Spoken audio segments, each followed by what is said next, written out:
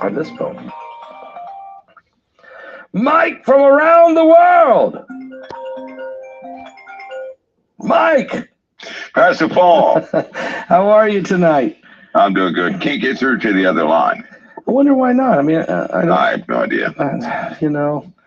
Maybe it's Hey, it's a good thing I got two lines, and good thing you know both those numbers, so that one way or the other. I always have them both here. I never know what's going to happen. Well, that's a good thing. Yeah. Good thing. Yep. Mike, good to talk to you tonight. I hope you're feeling good. Good to be here. I'm good to go. All right. We got a lot to hear. I did something crazy, and that was I asked people over on my Patreon channel, hey, if you got a question for Mike tonight, just shoot it over at me. Whoa, did we get bombarded with like 100 questions? All right, so I picked 10, and we're going to go at it. Before I start on them, I'm going to ask you about Vladimir Putin today. 4 things he did. You know, we almost had a collision up in space with their satellite and ours. He threatened NATO and the West with nuclear war if they even think about bringing troops into Ukraine to fight them. He has the Palestinians are sitting in the Kremlin tonight, asking him to help them put together a new government. What's that about? And the 4th thing, I can't quite remember. Oh, he helped the Iranians to launch a rocket. Actually, just helped them, teach them the technology, and they did it. And it would have the ability to have a nuclear payload on it. So that all happened today. And he gave it, in its State of His Nation address, he did threaten the world with nukes. So your thoughts, is the hook in the jaw, is my question, with the Palestinians and everywhere he's at, are we moving close to Gog and Magog here? Sure we are. And concerning Iran, if a country gave the USA I think it was $1.2 trillion, I think that we would help them with anything. That's exactly what Iran did with Russia. Wow, that's a lot of money. Well, where'd they get that money? Oh, they're making it, Pastor Paul. They've broken loose from. They've broken loose. They are a superpower when it comes to oil, right? Yeah. Superpower. Yeah. In fact, here's what's so strange. All the money that's locked up in deals with Iran, right? They don't need it. They don't need it. They made that statement a few times. They don't need it. And China, they paid China for a few things too. Keep in mind, Iran has had some of the best scientists on the face of the earth. Yeah. Right? Yeah. And they have been launching vehicles and satellites for some time now. And they've been using Russia launched vehicles to do it because of the some of the military sanctions against them, right? So they can't really get away with everything, but Russia can. Nobody's going to shoot anything at a Russian launch pad, and so they're going to do that more. So they're positioning themselves. They need optics over Israel. Make no mistake. What they're doing is to get absolute optics over Israel. And just in case nobody noticed, Israel is in the doghouse with the rest of the world. Yep. Right now, and they're going to do what they have to do by force, which means Putin, just as he did in Syria. You remember he befriended Syria. Yeah. And of course, his troops set up a naval base there. Yes. And that base hasn't gone anywhere. He's going to do the same thing with the Palestinian people. So so when I threw that out there just a minute ago, that I believe we're going to see Russian troops in Gaza, that's not far-fetched, am I? No, that's right on the money. It's the only way that who else would provide security for those people in Gaza? Who else? And so in order to keep that peace and to have a force multiplier in that land, if Russian troops are in that land, Israel will not attack them anymore. When Israel does not attack them anymore, right? When they're not fighting, they're going to build up their forces. Now, keep in mind, this is going to be Palestinian Russian forces, right? And this is one part that gets me. In Russia, they are already overrun with Muslims already, right? Right. They're embedded into Russia. I suspect strongly that it's not going to be actually Russia that will launch anything at the U.S., but it will be the Islamic world that will launch things at the U.S. because they will absolutely seize or by mission of action with the military be in position to launch weapons at the U.S. with coordination with Iran. It's going to be a dual thing there. So nobody can touch Israel so long as the USA is positioned where we are, right? They know that. So they have to knock us out too. If they ever think about, which they are, if they think about disarming Israel, right? They're going to disarm us too. They're going to try it. China is their positions are tactical, not only for Taiwan, but for backup with Middle Eastern forces acting upon the USA. Wow. This has everybody, people have hairs coming up on the back of their neck, looking at the multitude of tactical plans that point back to the same thing, that we are, the world is positioning itself to really I never do thought, quite a few things. I always saw Russia in Syria coming over the Golan Heights. I always seen Russia teaming up with Persia and maybe with Turkey and with the Ethiopian and the Libyans. I never seen it coming. Russia setting up shop, becoming a part of a Palestinian military force in Gaza. But this, the whole world, you said they're going to disarm Israel. Yeah. This is a power move. I see it coming. I mean, Yeah. It's a strategically brilliant move by the Palestinians, isn't Sure it? it is. Same thing they did in Syria. Once the Russian troops were there, we couldn't do what we wanted to do, right?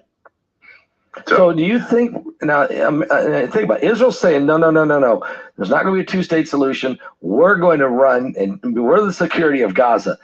How does the Russians get in there? I mean, how did they get the feet on the ground and say, I'm sorry, guys, but this is how it's going to work? Because they hold ground with Israel right now, right? Israel actually they think they need Russia as part of their existence in the Middle East, right? And so Russia's going to capitalize on that. Brilliant. That's just the way it is. Once, all this will be set up fairly fast. It will be a forced type of deal. We will see the parting of the land. And, everybody who knows prophecy knows what happens from there. Yep. Wow. So let's stay tuned, folks, with this, because, again, prophecy's moving so fast. I mean, I wake up today and the Palestinians have united. Fatah, Hamas, PLO, and the Palestinian Authority, they're all four sitting in Moscow in the Kremlin, working like clockwork, working on a new government, just like clockwork. It's unbelievable. Prophecy is happening so fast. It's unbelievable. It is. All right, Mike, let's get into these questions that folks have for you. And you said fire away, so let's do it. The first one is, ask Mike, can a solar eclipse cause an earthquake here on the Earth? That's a good question. Well, when you're dealing with solar eclipses, of course, you're dealing with the moon has tidal force effects on the Earth, right? So we don't have a tide without the moon, right? Mm-hmm. That means the moon has gravitational influence on the surface of the Earth. That's true. So what happens when the moon, or the sun also has that same gravitational effect on the Earth, right? Yeah. Same thing. So what happens when the moon, which is, by the way, the moon is about 400 times, or the sun is 400 times bigger than the moon, right? And is about 400 times further away. Now, who thought that? Is that coincidence? No. I don't think so. You don't get those numbers that precise anyway. When the moon obstructs the sun, it will also obstruct its gravitational pull.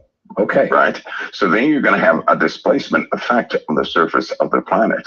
It is measurable, and sometimes it can cause an earthquake. Now, it always depends on how close the moon is to the Earth. Right, for And it's example, going to be close this time. It's going to be yeah, close. if we had a full moon, right, yes, it's going to cause some effects on the Earth, and the Earth is when you're dealing with those gravitational forces with the Earth, they will begin to affect certain plates. With that effect, you're going to have earthquakes. So yes, the answer is yes. It can absolutely cause those effects. And it doesn't have to happen right during that 4.5 minutes. Right, but it will affect those, the shallow thrust faults. It will tend to affect those. So yeah, it can happen. It can absolutely happen, and it can be a delayed type thing there. Right, yeah. Right.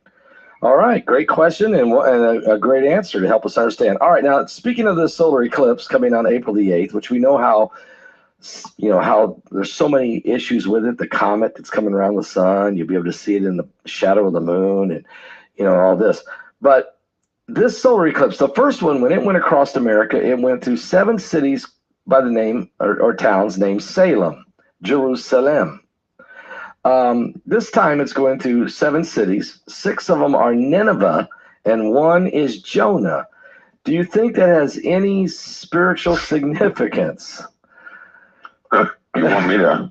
Well, if you give me some latitude, I'll answer that. I'll give you some latitude. Go right ahead. First of all, I don't believe with the common theory that anything we see in space, coalesced from molten rock. I don't believe that. Because all planets and all moons have a rim on them, a rim, like somebody welded them shut, right? Okay. All of them do. I mean, precise. So I don't believe the coalesce factor. I believe they were engineered to a degree and put there, right? Okay, so you're saying man actually knew this was coming and put the cities, named them there. Yeah, I believe that man is highly influenced by a spiritual coordination factor. Right. Okay. For example, there are so many different cases in people's families. A spirit comes in, it's obvious. An argument breaks out, and then all of a sudden they don't know why they're in that argument, right? And it was influenced by some strange energy people are feeling, right? Which is spiritual type things. Same thing happens with leadership. They get together, they start doing things. Who's guiding their thoughts? Because if anybody ever examines their own thoughts, it's not necessarily them thinking. It's somebody speaking to them by way of their mind. And if they entertain that, of course, it's going to drip right down into the heart. Then it becomes an action. So I believe that these events, as far as building things in the world, are influenced, right?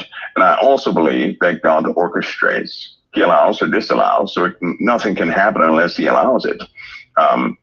I believe that, things are going according to his plan, always. His plan.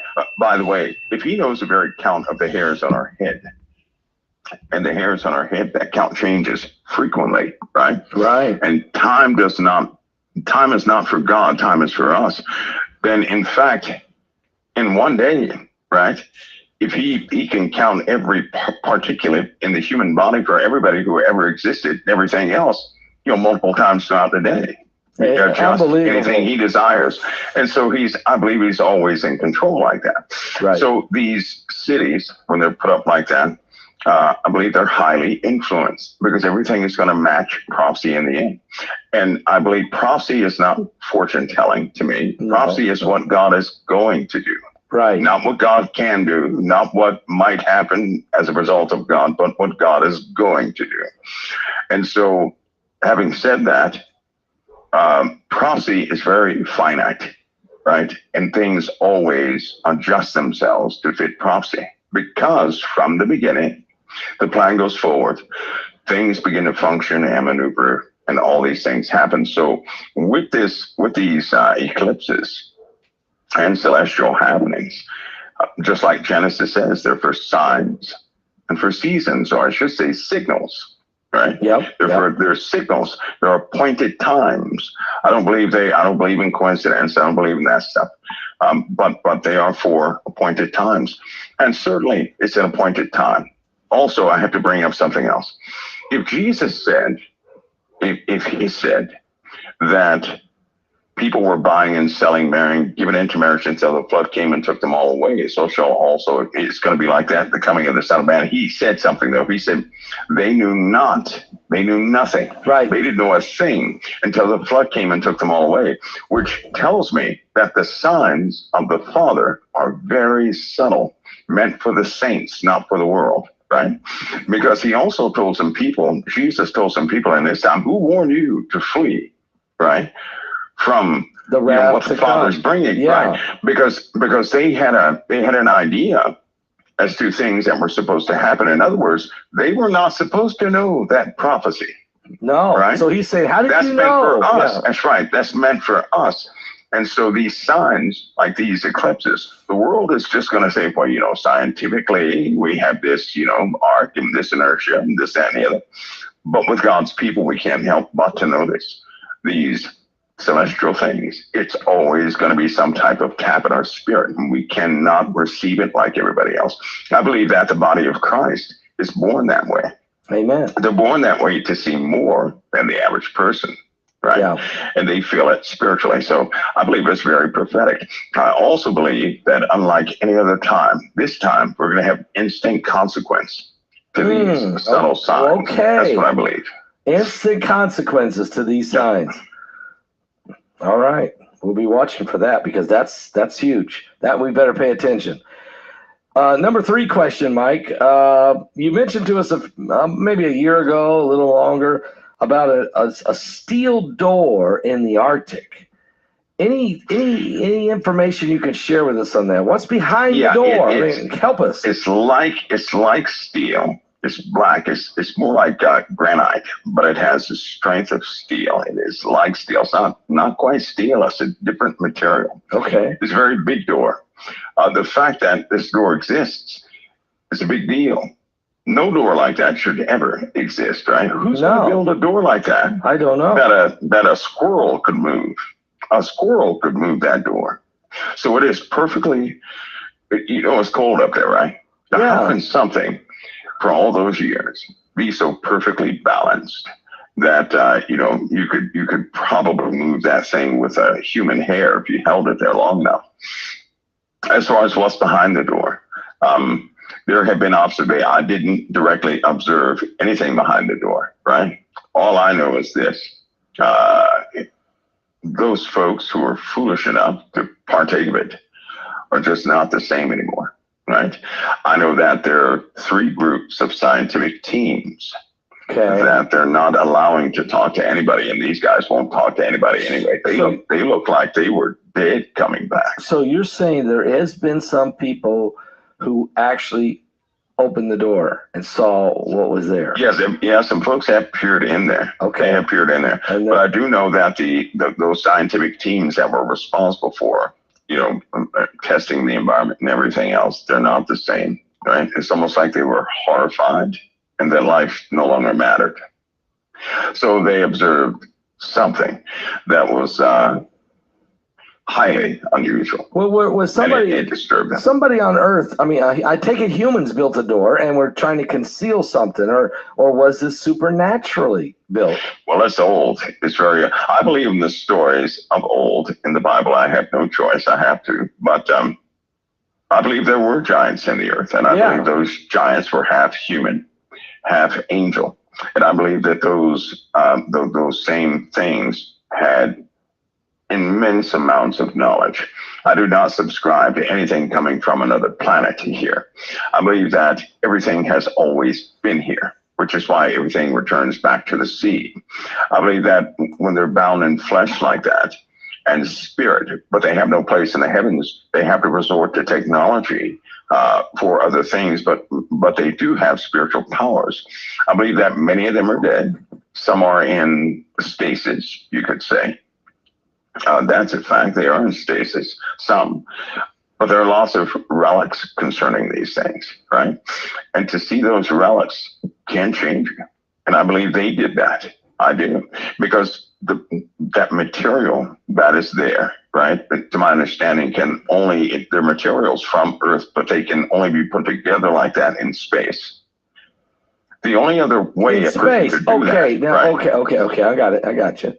So they're from Earth. The materials are from Earth, Right. but somehow they have been, like crystals, grow a specific way in space, right? Without gravity or with a loss of this type pressure. So something weird has happened. Whoever made that had more knowledge than we had. Plus, some of the plant life that's around there. Some of the dating methods suggest these things are super old. That door is super old, like that door is part of the Earth itself. Wow. And I did hear more than a dozen times in my life that Earth was a mechanism, more of a mechanism. And these are people who were talking seriously. Right. So not we're taught in school how it's molten rock and, you got a bunch of fluid going around this and the other. No, it's a little more controlled than that, much more controlled than that. And it's more of a mechanism than anything else. In fact, those same folks suggested that to understand a human cell is to understand the nature of the Earth. Unbelievable. So we're talking these doors are ancient. Probably done by ancient giants, and they had technologies that we're not aware of, or we're underestimating. We're really underestimating these giants, aren't we? Yeah, well, Pastor, from experience, I'll say that most of mankind, they're only aware of probably maybe 5% of things on the Earth, which means the greater percentage of things on the Earth is unseen. We can't see it. It's almost like we're locked outside of a house, right? We can't get in to see what's inside the house, but we marvel at the windows. We marvel at the doors, and we become experts on that. And we say that we're experts. We haven't seen anything. We haven't gone inside the house yet. So the Earth is the same way. What we see on the surface, on the external parts of the Earth, that's what we accept, but we have no idea of anything else, no concept of anything else. And it's a good thing, too. I think that God protects people from that, because if the average person were to see that, they couldn't accept life. They wouldn't be normal anymore. They couldn't smile anymore. They couldn't just walk down the street with an innocent mind anymore. They wouldn't be free like that anymore, be too heavy of a burden.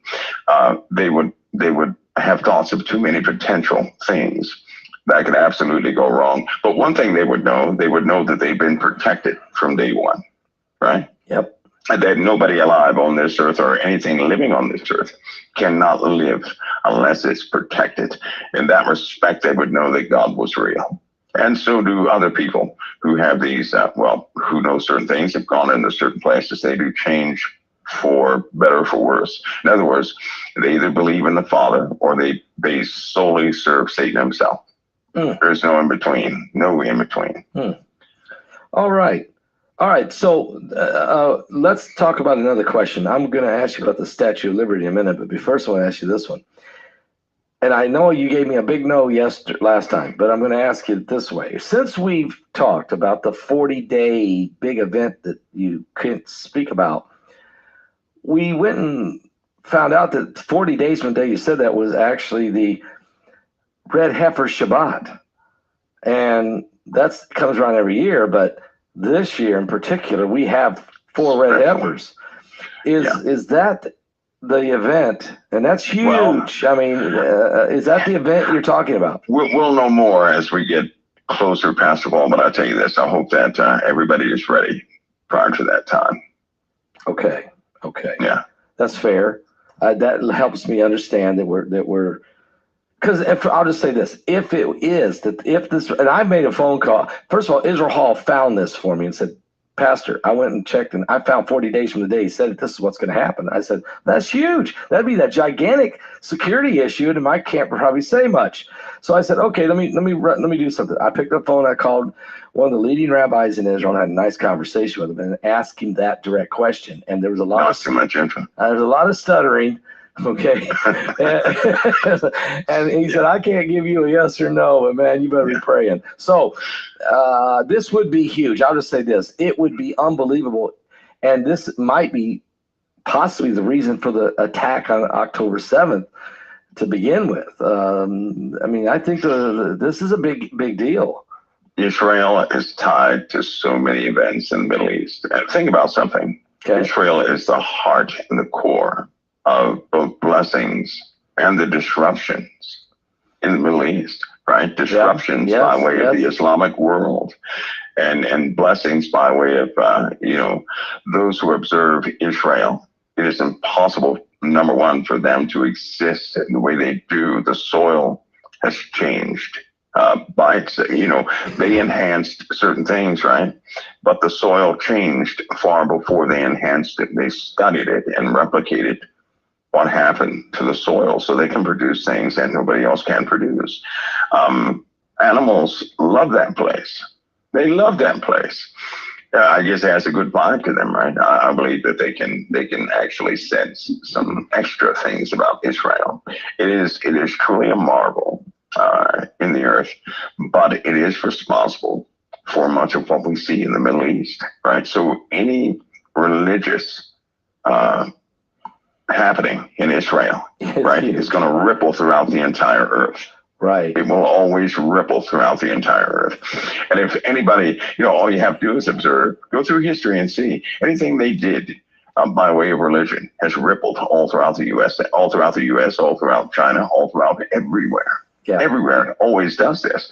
And most importantly, though, the thing that gets me is every time they do something like that, or something happens, or there's a progress spiritually, it reflects upon humanity for some reason, right? Nobody can doubt that right now humanity is different. Right. Mentally different, right? Right. That everybody, not just the USA, has division as far as politics. Every nation is divided by way of politics, right? Yes. The people are turning against their governments. They don't trust their governments. It's never been like this before. And this is happening all over the earth. All the while, it happened in Israel first, and then the rest of the world endures what happened there first. So these events that will happen in Israel are key to the existence of a lot of nations around it. Amen. Well, one thing's for sure, and I've been there, and and you've been in there as well. And when you go up to the northern part and you see Dan, where there's a lot of pagan worship, there's the gates of hell up there. There's all these different pagan worshiping locations. We know the giants, the Nephilim, were there when Joshua came in and had to take them out. I mean, there's just been, this small little slither of land is the cradle of humanity and eternity. And it's just, you can't, it's unbelievable what's going. And so what's coming is also going to be affected. Every little thing, every religious thing that happens is going to be, no doubt about that. Oh, yeah. All right, Mike. Here's the next question for you. The people are asking, what's under the Statue of Liberty? Well, okay. Help us. That statue has a very weird history, right? Okay. It was given to us, but it was specially made. I know that a lot of people, they believe it's the Statue of Liberty, but I challenge that historically. If they look historically, yes, with statues in barbaric areas in the Middle East, they'll find that there's an identical statue that is not the Statue of Liberty. And that's it. It was actually set atop something, the bones of something, right? What? So the big one that we have, yeah, the waters around it are filthy. Uh-huh. The bones or the Statue of Liberty itself is, they encourage people to go up and down, do weird things with it. It's almost like they have people worship it, right? Yes. But if it had a relic underneath it of something very ancient, then all those people who are giving it a type of worship, because they do have hope in it, don't they? They have hope in it, not understanding what it truly is. They have hope in it. They're essentially giving themselves over to something that is cloaked in something else, right? It's almost like it has the Statue of Liberty is a cloak for something else, yet you have people who readily give themselves over to the ideology of it. And that's probably not a good thing, right? So Probably you're not saying a good thing. this symbol or this statue was actually used, I don't know if it was used for other things, maybe other types of pagan worship, maybe. And itself, the statue itself, Yes. is, people call it the Statue of Liberty, but it's very ancient. Is it is it one of the Greek gods or goddesses? No, it's one of those new type things that is very ancient, very, very ancient, but very dark. And they didn't change anything, but it's very dark. It's a twin to something else, which is also a twin to something else. So it was made from a smaller version of it, which was made from the original, right? Now, with the internet right now, people can, if they were to go and match these pictures, they would find an ancient deity. Okay. That looks just like that. Most importantly, they would find what it holds, how it stands is exactly the same, right? The dimensions are exactly proportioned. I mean, exactly proportioned. But this statue sat atop ruins. And they specifically wanted a special copy here in the USA, right? Now, it is said that the relic is right in there. When I say relic, I mean a living. There's something that was alive right in there. So the entity that was alive, is it the bones of it is still left inside? It is. That could be a rumor. Right in there. So then, when people worship it ignorantly, they have no idea what they're doing or who they're giving homage to. That's right. There are many things like that within the USA. Take, for example, I say this, but there's a very special statue who looks at the ceiling, who has a staff, right? A staff. And they sit in a very prominent place within the USA. And a lot of people, just about everybody is acquainted with it. But every day they pay it respects. And I'm not talking about for a dead person, right? Is it in the Capitol? Is it in the cap? Well, it's right there in the dead center of leadership, right? And you're right on the money. So, but no president carried a staff. No president governed what floats above. When you look above at the domed ceiling, you'll see a representation of other gods from different pantheons, right? All disguised. But the one that's not disguised is the one that sits in the king's chair with the staff governing everything of them, right? And what do they do in that place? There's something underneath that place too. So anyway, things are all backward and upside down, but they're real. They're very real. And well, that's just the way that is. There's a lot of Messianic symbolism, and more than just symbolism. The whole city itself laid out specifically with Washington's monument and the whole 9 yards. I mean, it's all tied to this ancient mythology type worship. And it's dedicated yearly, every year. Really? By leadership. Wow. It's a dedication. Is there some secret meetings that go on kind of in the dead of the night sometimes? They're always, well, if you look, you know what, Pascal, they show congressional meetings a lot, right? Yes. And sometimes when they're passing a bill or something like that on the floor, when everybody goes, when they're in an argument or something like that, and somebody stands up, they'll tap a button on their shirt, 2 fingers. Then everybody's quiet. Even the big ones, even the big bad senators. Tap a button on their shirt, and they'll tap a button with 2 fingers on their shirt, and everybody's quiet. Everybody's quiet. Wow. Now, if everybody goes quiet when somebody does that, then they know what's going on, right? Yes. So in this day and age, people had to be very careful of the great facade that most have already fallen for. You know what? In my life, the only thing I can absolutely trust is my Lord. I mean that with all my heart, because everything, when you peek behind the door of these things, and I know a lot of people would just love to come forward and tell it, but since we're in this environment, I can say this, that most of those folks put on double faces. You don't know who they are behind closed doors. No, that's true. You really don't. You don't. It may sneak out every so often, right? It's kind of like the Putin is the devil or saint, and then America's the devil or saint, but gangsters get in wars all the time. Yeah. And by the way, those two men, right? They're not giving praise to Christ on Sunday, Saturday, Monday, Tuesday, Wednesday in view of all the people, because the Lord said, if you deny me before men, I'll deny you before the angels. So why would anybody who loves the Lord hide anything like that? Very good point. You wouldn't. Nope.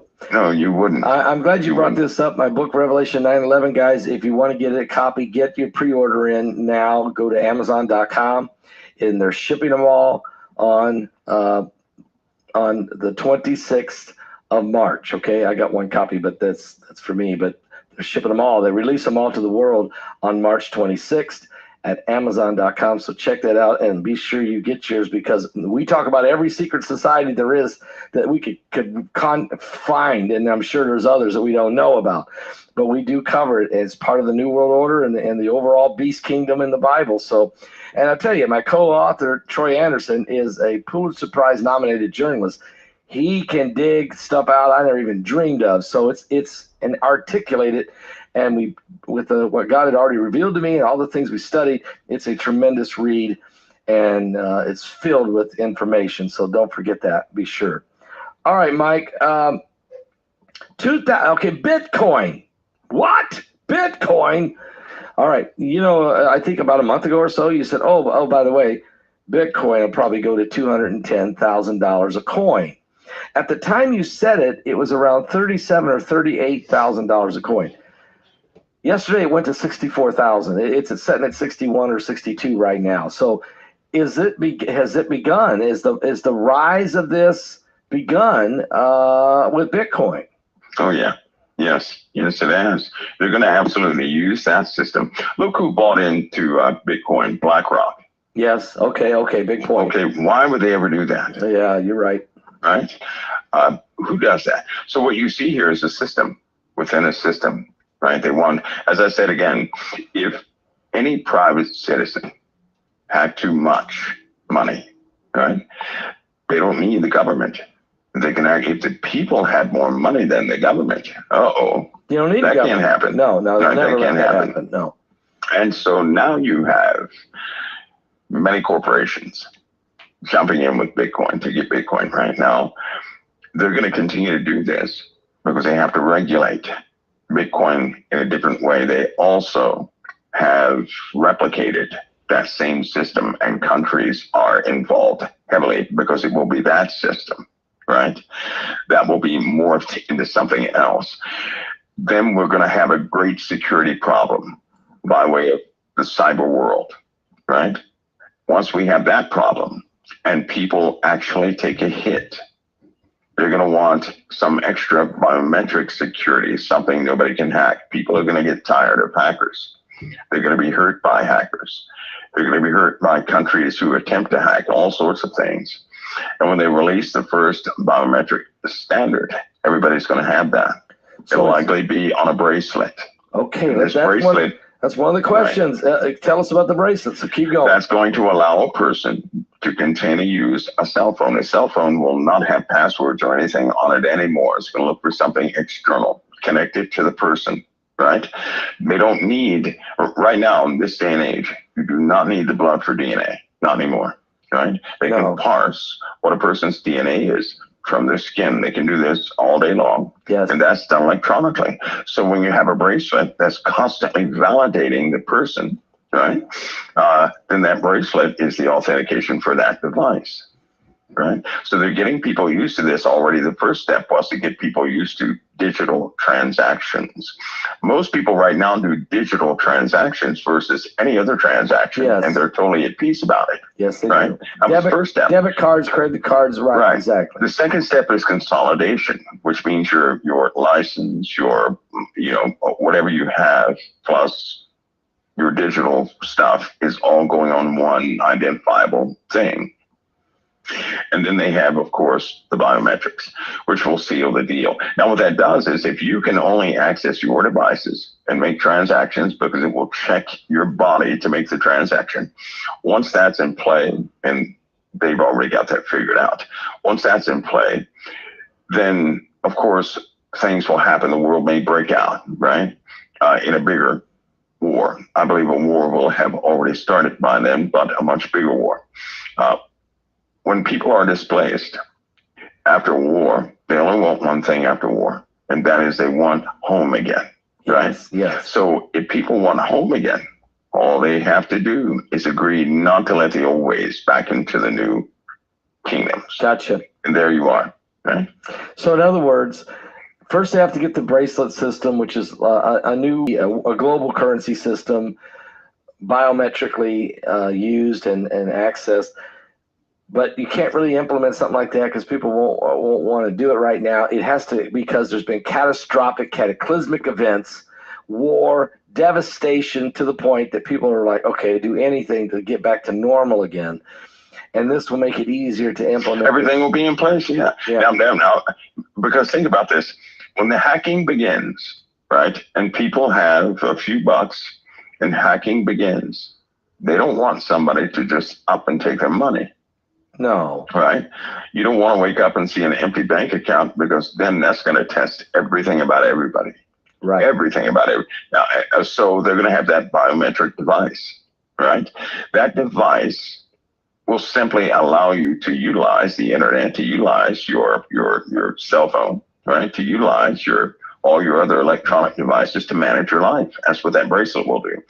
The key of the bracelet is to read your DNA on a continuous basis on your body. So if you're not wearing your bracelet, your devices are.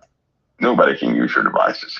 As soon as you put that bracelet on, you don't need passwords or anything else. Yep. To get into your car, to run your car, all that stuff will happen with the bracelet.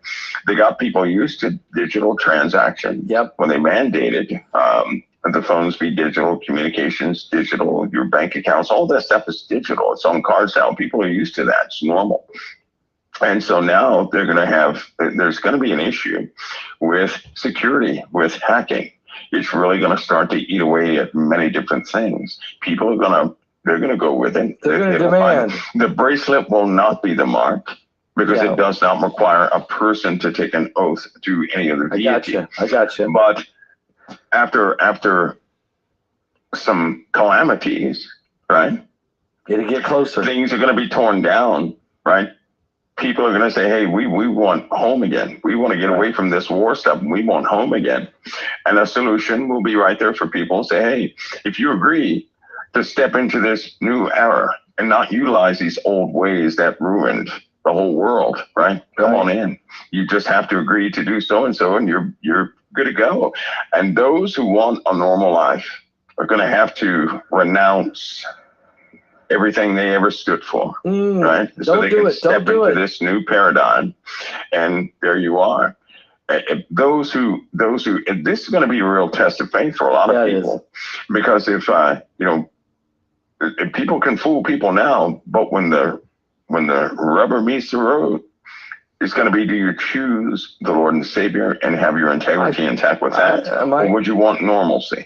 I think that people we get lost in the translation. People are more obsessed or infatuated by the technology, afraid of the technology, than what the real problem is, and that is you have to tell your soul to participate. You have to deny Christ. You have to literally reject Christianity, the gospel, religion, and all in its. So you have to sign off on this. And so your point is, we're using debit cards. That's not the mark of the beast. We can pay for things on our phones and computers. That's not the mark of the beast. We'll get a bracelet that will be biometric that we can operate with. That won't even be the mark of the beast. It's when you sign off, when they finally say you have to renounce Jesus, you cannot participate and think you can have a religious, and this is where, so people just don't be so freaked out, but stay focused on Jesus and understand the time you're in. But each step is closer, right, Mike? Each step is closer. Yeah, it is. Yeah, they're setting everything up. It is. It's on pace. They're not behind, and and more things are controlled than what people think. It's kind of like a lot of people. I hear a lot of people say, "Well, they're trying to kill us." I think that's part of an error. If everybody would think about something. First of all, if they wanted to kill us and they haven't done it by now, they're no good at it. They can't do it, right? So, but here's what they're doing. They began this a long time ago, right? Some people have heard about a special book that every single president gets. And in that book are a set of mandates that they have to, as part of the presidency, they have to agree with it. Part of that is population control, not just for the U.S. Is that Machiavelli, The Art of War? No, I believe that came before that. Actually. Okay. This problem was identified a long time ago amongst that was in the King's List. If you're familiar with that, that came from there. Okay. So anyway, there have been programs and more programs and tests and more tests, and they have been successful every step of the way. Here's what I mean by that. If you look at how people are dying these days, right? And at the age and what they're, when they die and who's being born and what type people are being born, then you'll start to see it. These guys have programs called Big Pharma, right? Nobody's opposing Big Pharma. Everybody's complicit with Big Pharma, right? Because it helps you. Let's go ahead and face it. If you feel awful, they have a quick fix at the store. Go get it, right? Seems harmless, but believe me, they're not killing people overnight. No, that's not slow death. It's slow death. Population control is to limit, right? To limit the population, but more specifically, to limit certain types of people, right? Certain types. And just in case you have not noticed, the atmosphere of the entire populace is altered. It is changed. Children are not the same as they used to be. How do they do this? If you shorten the lifespan of a person by 10 years, they're not going to notice, right? You will have effectively limited a specific piece of the population, right? If you have maybe 2 out of 5 deaths every 2 months with babies, nobody's going to notice. They're going to say it's normal. The same people who tell people, well, this person died of natural causes. Well, what is that? What is natural causes? What does that mean? Right. I always wondered about that. Doctors and medical people, they know it's by an aneurysm. That's what natural causes are. Aneurysms, that's not some natural cause. That's a copper deficiency, right? They know all of these things. But what they're doing is controlling, and by education, by Big Pharma, by products in the store, who's doing what, who can live because some people have to struggle to do what they have to do, right? Some people die early, nobody knows why. Doctors pronounce folks dead at different times, and they say it's normal. Stuff's not normal. People's DHEA is down, and that when your DHEA goes down to a certain level, you're dead anyway. Right. And most people above the age of 45 have extremely low DHEA, dehydroepiandrosterone. When that level really goes down, your cells degrade much faster. That's happening all over the world. Right. Wow. If you know about nutrition, you can combat certain things, but it's in everything. It's in processed food. It's in sodas. It's in water. So it's a poison. You're talking about some toxic poison that's put into everything. Think about if your body has to have every element of this earth. It utilizes every element of the earth. They kill you by not giving you every element, only some. You're right. Okay. And that causes big malfunctions in the body that people live with, and they think it's normal, right? Yeah. They think it's normal. These things are not normal. And so anyway, they've been doing this for a long time. So trying to kill somebody outright by this method, that's a waste of money. It's foolish, right? They're doing it through the grocery store. Yes. All sorts of stuff. They're doing it in ways people wouldn't even think of. And it's been happening for a long time. All right, Mike. Now, there's another last question here, and it's kind of flowing right into where you're going, and that is, is there an agenda to create a GMO population? And now I understand depopulation is a part of the Agenda 21, Agenda 2030 of the UN. Eugenics is, genetically altering, let's say. Is there a hybrid race or transhumanistic race? Noah Harari talks about sapiens. He says that there's going to be a new species of humans. He's right. He's right. Is this actually an agenda in play right now? It's been in play for a long time. How does it work? Can you help us understand it? Well, it's first of all, I'll tell you, it would be nice if it were purely medical or something like that, right? But it's not. Okay, I want everybody to take note of something. Right? No, I'm not racist. Well, I'll take that back. I'm racist against peas. I don't like peas. But otherwise, I'm not racist. Okay. But think about something. Okay. In 1988, something took place. I don't know if everybody missed it or not, but something took place. The relationships, the counter relationships, and who dated who has started changing in 1988. It increased all the way up into the 1990s, and all of a sudden you have a new type child dominating the schools, right? They're not black or white. They're not Asian. Right. They're mixed. Right. Now, if you take note of these mixed kids, they have certain characteristics, very specific characteristics. Here's the part people missed. During the time when a new sensation and craze hit everybody, right?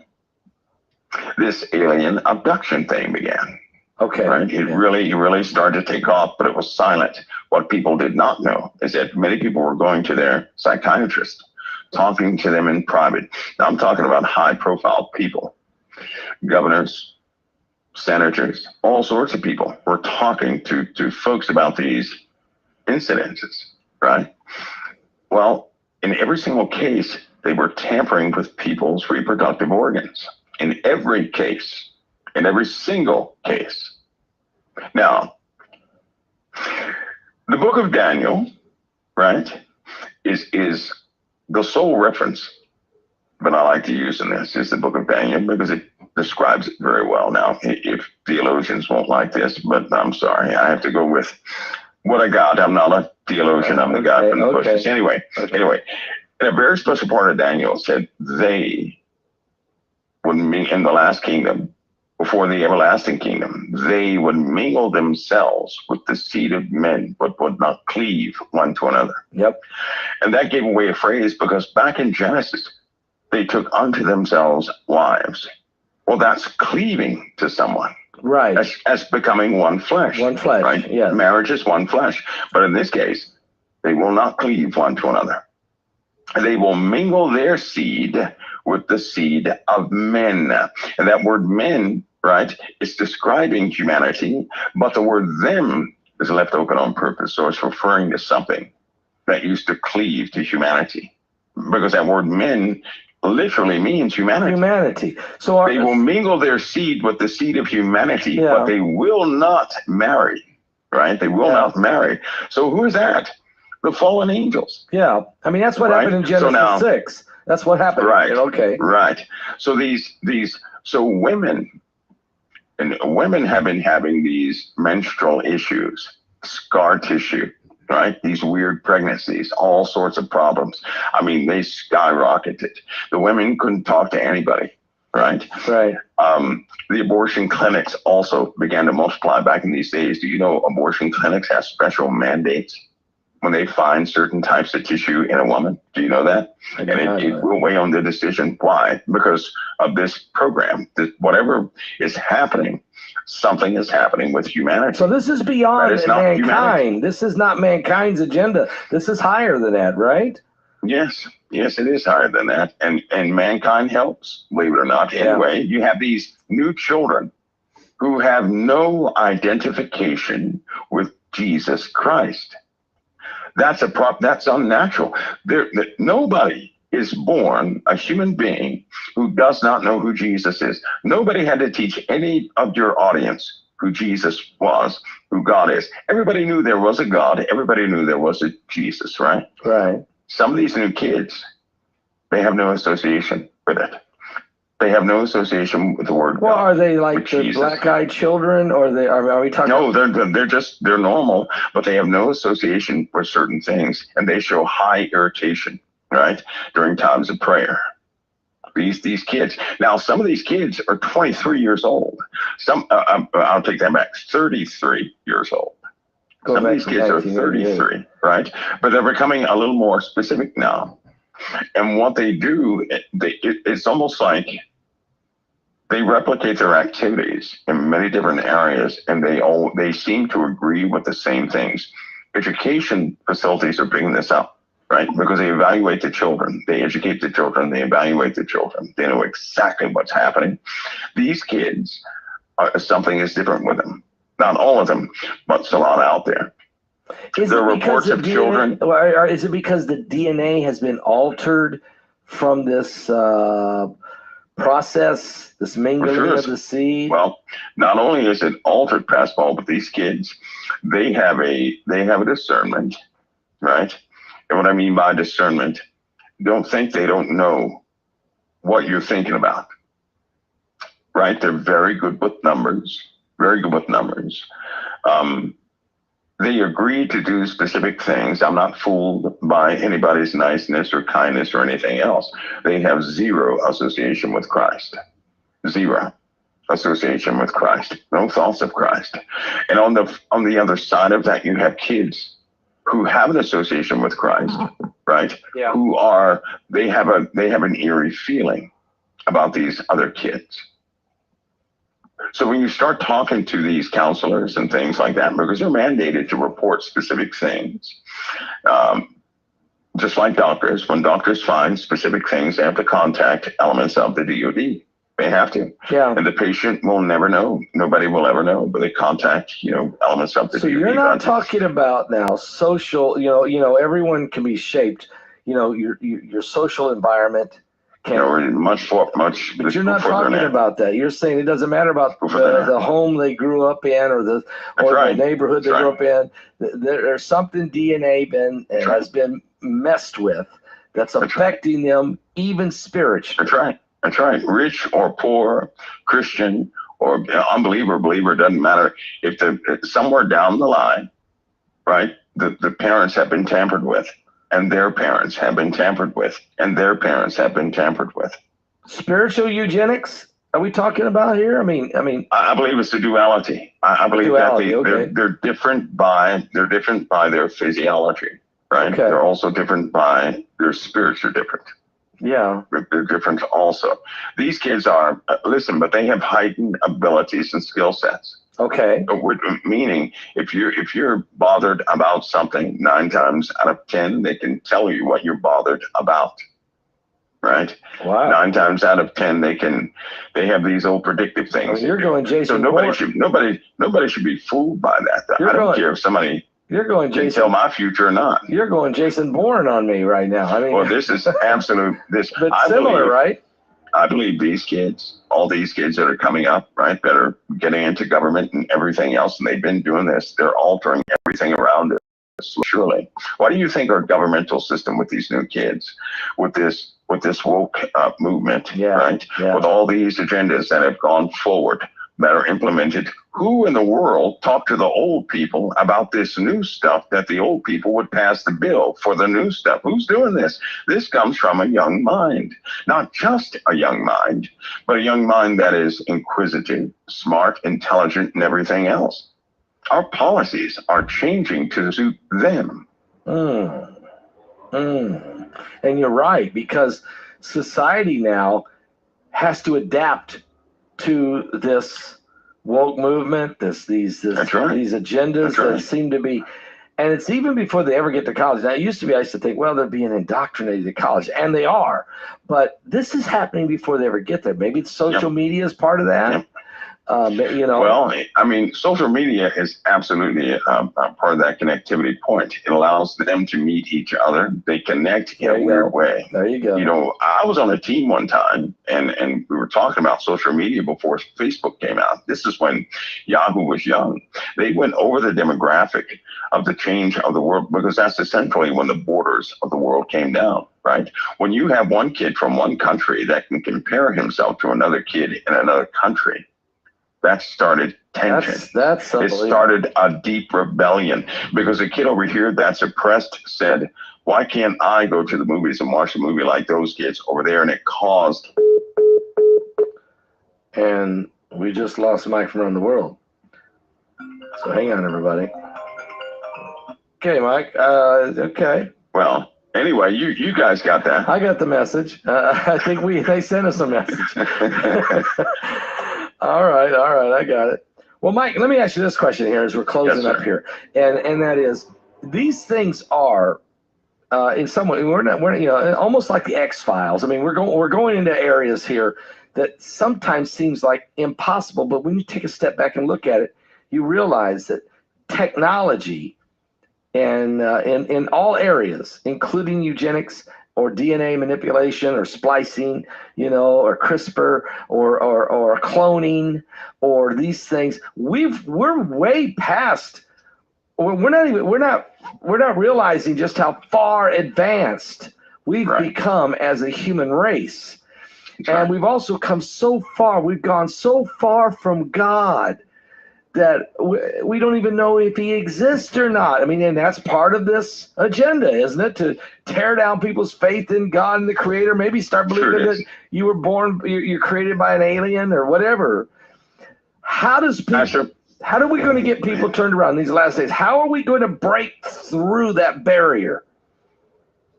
Well, the Lord's going to help us out. Okay. He is, because if he doesn't, it's a lost cause. That's right. But I'll say this, Pastor Paul, these people should never forget those of you who believe in Christ. The Lord has his hand over you, which is why you're not dead. Amen. You're not dead because you saved your own skin. You're dead because the Lord did. He's not allowing. He will decide when you go. Nobody else can. Right. And their stuff is of none effect on us that it would kill us. Right. So don't fear people who can take your life and this, that, and the other. But Christians, believers in Christ, they are the target. Yes. That can never be forgotten. Everything that's happening in the world, if you look at it just straightforward, you're going to find it's against Christianity. It's not against the Islamic kingdoms. It's not against the Vedic text. No, it's not. Every other religion actually is being lifted up, but Christianity is being torn down. And social media is a mechanism or tool by which they can reach all of you. They want all Christians in their conversation to convert them. Right? When social media came out, you don't have to admit this, but when it came out, folks, don't admit this. When it came out, people were drawn into conversations and things that were just purely an abomination and against the word of God. Yes. And they thought they were getting away with it until the Lord had you get caught or something like that happen, right? So the social media wrecked the spirit of many people. And if God didn't call those people back, there's a lot of people that would be lost. The attack is against Christians. All these tools and everything else, they are very seductive. They're tools, yes, but they're very seductive because these folks out there, these things out there, they use it for evil purposes against those who believe in Christ. It's of no consequence to them, but it seems like their master goal is to draw in those who believe in Christ. Right? To debate, to draw them in, to corrupt and everything else. So I'm in full agreement with you, Pastor. Wow. Mike, I tell you what, this has been a fascinating broadcast. Man, look, you answered the questions. There was about 100 questions. I only picked 10 out of the 100. You really did, and you really opened our eyes, and you got me thinking again. You got us all thinking. But you do leave us with this great hope that it's in Jesus Christ, that with him, that is where our salvation lies. And that is powerful. And that can't be, you can't look, the devil can come at us with everything he's got, but he cannot defeat a true born-again believer. We've got the power in the name of Jesus. We got to keep ourselves in there and keep going. Amen. Mike, all right. I appreciate you. You know the webinar is coming up March 22nd, so everybody better get their tickets. And it's called Apocalyptic Signs. And boy, there's a lot of them out there, and a lot of them we don't even know about. Is that right? That's right. That's absolutely right. Maybe we'll get some of those out of you during that webinar. I'm sure we will. Oh yeah. Yeah. All right, Mike. Thank you so much. I appreciate you coming and being with us.